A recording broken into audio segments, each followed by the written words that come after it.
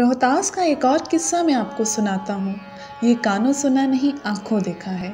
किले के 12 शानदार दरवाजे, 70 के करीब बुर्ज, 2000 से ज़रा कम कंगरे, 9,500 सीढ़ियाँ, 5 नकार खाने, 3 बाउलियाँ, 1 शाही मस्जिद, फांसी खाना और शेर पिंजरा देखते हुए हम आगे चले।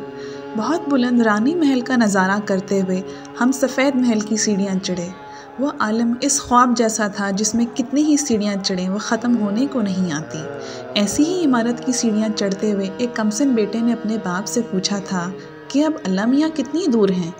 इस रोज़ की सीढ़ियाँ तय करते हुए जब हम इस बुलंदी पर पहुँचे जहाँ एक बड़ा कमरा था और जिसमें हर तरफ झरोके खुलते थे और ठंडी हवा फराटे भरती थी और तुर्की के पहाड़ों से राजा पोरस के मैदान जंग तक तले ऊपर मंजिर ही मंजिर दिखाई देते थे, तो हमें साफ लगा कि अल्लाह मियाँ कहीं आसपास मौजूद हैं और वो हमें यहाँ बिला सबब नहीं लाए हैं। ये इमारत अब हवेली मान सिंह कहलाती है। कभी अकबर का सिपह सलार यहाँ रहा होगा। काबुल जाने वाली ताज़ा दम फ़ौजें और वहाँ से लौटती हुई थकी हारी सिपाह यहीं कहीं दम लिया करती होगी। इसका तो कोई सबूत नहीं मिला, लेकिन कंधार जाने वाली मुहिम और वहाँ से वापस आने वाली शिकस्त खोर्दा फ़ौज का हाल उस रोज़ अचानक यूँ खुला कि उस शहादत में शुबे की गुंजाइश नहीं। ईंटों की इस इमारत के अंदर कभी चीनी के बर्तनों जैसा रोगनी प्लास्टर किया गया होगा जो कभी गिर गिर कर बराबर हुआ हो। अलबत्ता उस प्लास्टर का एक हिस्सा एक झरोके की छत में बचा है।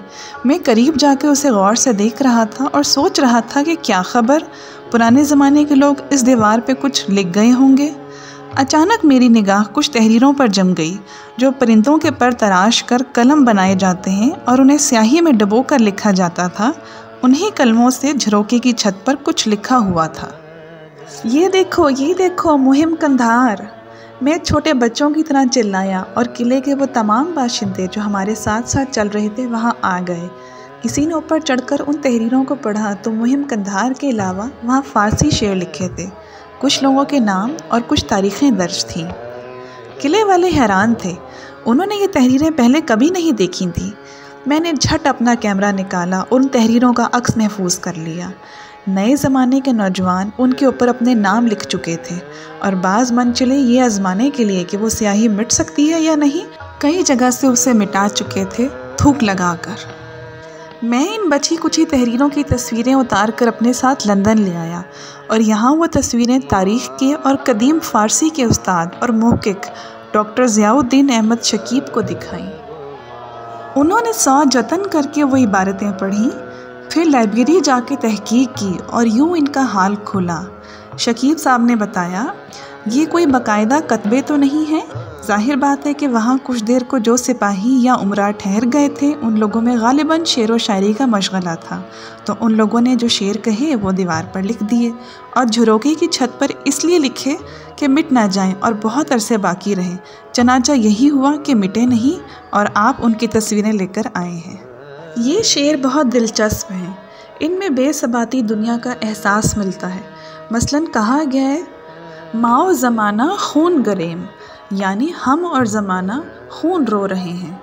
एक जगह तो इसने कहा है, चूँ संग फलाखनम बगर और सरखवेश, यानी पूरे शेर में उन्होंने कहा है जिस तरह गोपन में पत्थर रख कर फेंका जाता है, इंसानों के सर वैसे फेंके गए हैं। गर्ज़ ये कि इन तमाम मिसरों में हारे हुए सिपाही का एहसास है और इसके पीछे कुछ शहादतें भी हैं। इन इबारतों की जो सबसे अहम खुसूसियत है वो ये कि इसमें तारीख़ दी हुई है। वो तारीख़ देते हैं, दराई राह दर आमदने अज़ मुहिम कंधार बेतारीख़ हज़ारों शस्त नौश्ता शुद, यानी ये मुहिम कंधार से वापस आते हुए ये अशार लिखे गए हैं।